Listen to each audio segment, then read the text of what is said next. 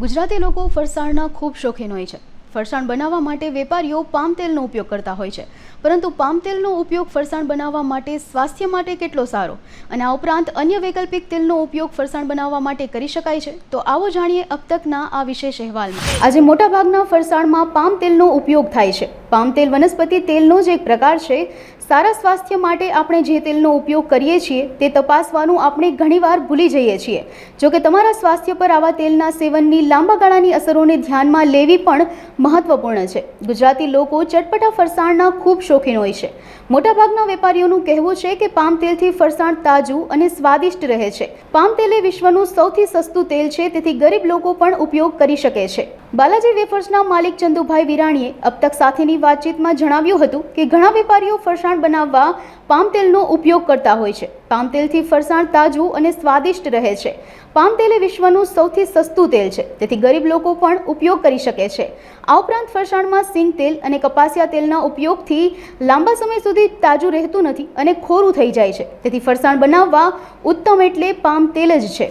નહીં અસર કરતાં તો હું એમ કહું કે બધા રિફાઇન્ડ તેલો હોય છે એમાં પ્લાન્ટમાં તળવા માટેનું જો રિફાઇન્ડ તેલ હોય તો નંબર 1 પામ તેલ જ છે। પણ હવે પામ કરી અને એને બદનામ કરી દીધું છે, તો એના પછીના તેલ સારા તો હોવા જોઈએ ને। પણ હું એમ પણ કહું છું કે પ્રોસેસ પ્લાન્ટ સિવાય માણસે ઘરમાં ખાવું હોય, રિફાઇન્ડ તેલ ન ખાવું જોઈએ ને ફિલ્ટર તેલ કોઈ પણ સિંગ તેલ છે કે રાયડાનું છે કે તલનું છે એ ખાવું જોઈએ। પણ પ્લાન્ટની જે વાત હોય તો ત્યારે નંબર 1 તેલ તો પામ જ કહેવાય। ના હું તમને એવું કહું કે પામ તેલ બીજા રિફાઇન્ડ તેલથી ખરાબ નથી।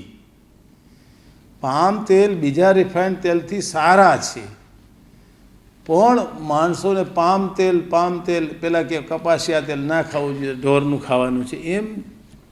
આજે પામ તેલ આપણા ઇન્ડિયામાં નંબર 1 જગ્યા લઈ ચૂકી છે। પણ હું એમ પણ કહું છું કે ખાવું હોય ત્યારે એ રિફાઇન્ડ તેલ ન ખાવું જોઈએ, ફિલ્ટર તેલ ખાવું જોઈએ। બાકી નો ડાઉટ એમાં કોઈ ફેર પડે નહીં મારી દૃષ્ટિએ। બ્લેન્ડિંગ કરીને કરો તો એવું તો નથી કે ક્વોલિટી સારી થઈ જવાની છે, પણ અમે બને ત્યાં સુધી તેલનો વપરાશ ઘણો ઘટાડી નાખ્યો છે, એ સારું છે। તેલ જાજુ ખાવું ખરાબ છે, દૂધ જાજુ પીવું ખરાબ છે એમ। અને ઘણા લોકોને જરૂરિયાત વધારે છે, જે આજના લોકો મહેનત કરે છે એને તેલ ખાવાની જરૂર છે, એટલે તોય અમે પણ એ હેલ્થને માટે થઈ અને એવા પ્લાન્ટ કરી નાખ્યા છે કે તેલનું પ્રમાણ ઘટાડી નાખ્યું છે। એટલે લગભગ મને નથી લાગતું કોઈ, અને પણ આ વસ્તુ નાસ્તા બનાવીએ છીએ અમે ખાવાનું નથી બનાવતા। જેમ દૂધ લીટર પી જાવ તો ખરાબ છે, એમ નાસ્તા નથી, આ નાસ્તા છે, ખાવાની વસ્તુ નથી બનાવતા। નાસ્તાની રીતે ખાવ તો વાંધો નથી, એમ પામ તેલ પ્રમાણમાં ખાવ તો વાંધો નથી। બાલાજી વેફરની તો ઘણા રિફાઇન્ડ તેલ બીજા છે લોકલ, તો એમાં કોઈ ફેર ના પડે। બહુ તો શું થાય, મોંઘું પડે અને ખાનારી પબ્લિકને મોંઘું થાય, અમને કોઈ ફેર ના પડે। જે લોકો ગરીબ માણસો છે, દાખલા તરીકે 5 રૂપિયાનું પેકેટ મળે છે એ ના મળે, બહુ તો અમને ફેર ના પડે। અમારો બિઝનેસ થોડો ઉલટાનો વધી જાય, 5નું બંધ કરીએ તો 10નું સીધું લઈ લઈએ, તો ગરીબ લોકોને ફેર પડે પામમાં। આપણે ઇન્ડિયામાં ગરીબ લોકો માટે જ પામ તેલ છે। શ્રીરામ સ્વીટ માર્ટના દિનેશભાઈએ अब तक સાથેની વાતચીતમાં જણાવ્યું હતું કે ફરસાણ પામ તેલમાંથી બનાવવામાં આવે છે। વિશ્વમાં સૌથી સસ્તું તેલ પામ તેલ છે। પામ તેલથી ફરસાણ ઘણા ટાઈમ સુધી ટકી રહે છે। પામ તેલથી શરીરમાં નુકસાન થતું નથી। પામ તેલ એ ખરાબ તેલ નથી। જો પામ તેલની આયાત બંધ કરવામાં આવે તો વૈકલ્પિક તેલ સિંગ તેલ અને કપાસિયા તેલ છે, પણ સિંગ તેલ અને કપાસિયા તેલથી ફરસાણ મોંઘું થાય છે। મારું નામ દિનેશભાઈ કનૈયાલાલ ચોટાઈ છે। મારી દુકાન કોઠિયારા નાકા ગુજરી બજારની અંદર શ્રીરામ સ્વીટ માર્ટના નામથી છે, અને મારું બ્રાન્ડ નેમ છે પાટનગર સ્પેશિયલ 94। આ જે વસ્તુ બને છે એ હાઇજેનિક વસ્તુથી બનાવવામાં આવે છે, અને અમે તેને પૂરેપૂરું ક્વોલિટી મેન્ટેનન્સ સાથે કરીએ છીએ, અને બેસ્ટ ક્વોલિટીનો બેસન વાપરીએ। એના સ્પાઇસીસ જેટલા છે એ પણ બેસ્ટ ક્વોલિટીના અમે બનાવીએ છીએ, અને એ ચવાણા માટે થઈને કોઈ પણ જાતની કોમ્પ્રોમાઇઝ અમે કરતા નથી ક્વોલિટી બાબતની અંદર. એ ક્વોલિટી બનાવવા માટે થઈને અમે એમનો ઉપયોગ બેસન, સ્પાઇસીસ, સુગર અને આઈડીબીએલ ઓઇલ યાને કે પામોલિન ઓઇલનો ઉપયોગ કરવામાં આવે છે. આપણે એક વસ્તુ સમજીએ છીએ કે પામોલિન તેલ શું કરવાને અત્યારે વાપરવામાં આવે છે, તો કે પામોલિન તેલ એકંદરે વૈશ્વિક લેવલની અંદર સસ્તું છે, બરાબર છે.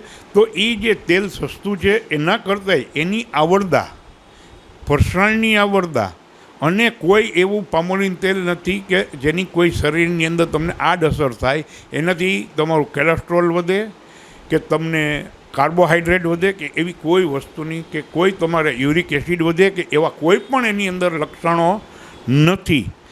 અને આ વસ્તુ જે પામોલિન તેલ છે એ એક સારી એવી વસ્તુ છે. એક સમયે આપણે ગુજરાતીઓ તલનું તેલ ખાતા, તલનું તેલ જેમ મોંઘું થતા સિંગતેલ ખાતા, પણ સિંગતેલની અંદર તકલીફ મોટામાં મોટી એ છે કે ખોરું થઈ જવાની ઘણી બધી ગણતરીઓ રહે છે. તે પછી સિંગતેલ પછી આપણે આવ્યા કપાસિયા તેલ ઉપર.